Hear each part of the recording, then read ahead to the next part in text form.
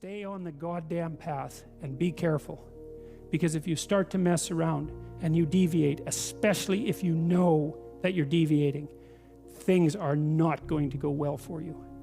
And that idea is everywhere. And I think it's right. I think the idea is right, because there aren't that many ways of doing things right, and there's a lot of ways of doing things wrong.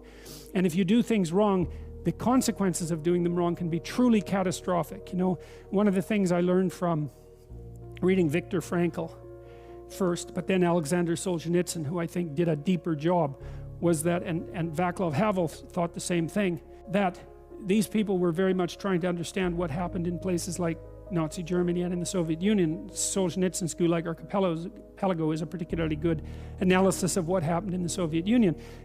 Sorry, Jordan Peterson's voice is copyrighted, and we can't play it beyond a certain point. I will continue the rest of the video with my own voice. And his conclusion. It's a 2100-page conclusion, hammered home with a hammer. It's a book that everyone should read.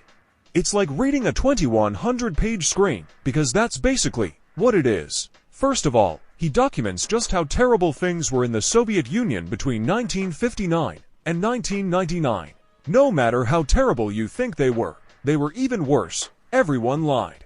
Families were torn apart by informers. Friends couldn't trust each other. The whole system was corrupt and ran on slave labor. They were terrible philosophically, because the doctrine of man upon which the state was founded was hopeless, nihilistic, murderous, destructive, and genocidal. It's like they got it wrong at every single level of analysis. The question is why?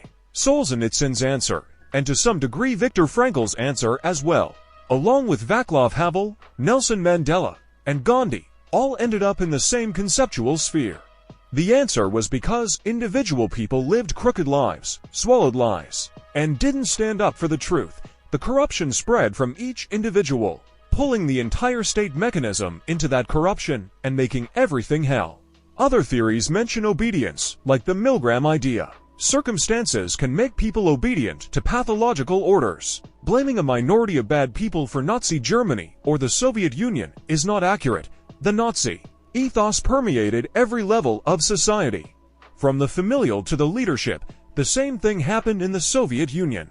After the 20th century, anyone with any sense could possibly not see that this is true. There's a line in the Old Testament that says the fear of God is the beginning of wisdom. One of the things that frightened me was the realization from reading Solzhenitsyn and other things, that a human being is not only responsible for everything they do, but for everything everyone else does. If you were better, the people around you would be less worse than they are. If you were good enough, you don't know how much better the people around you would be. To take the sins of the world unto yourself is to understand the humanity in everyone, even a Nazi concentration camp guard. If you can't see yourself in that, then you don't know who you are. If you can see yourself in that, then you've started to take the sins of the world unto yourself, because you've actually started to take responsibility for those terrible things.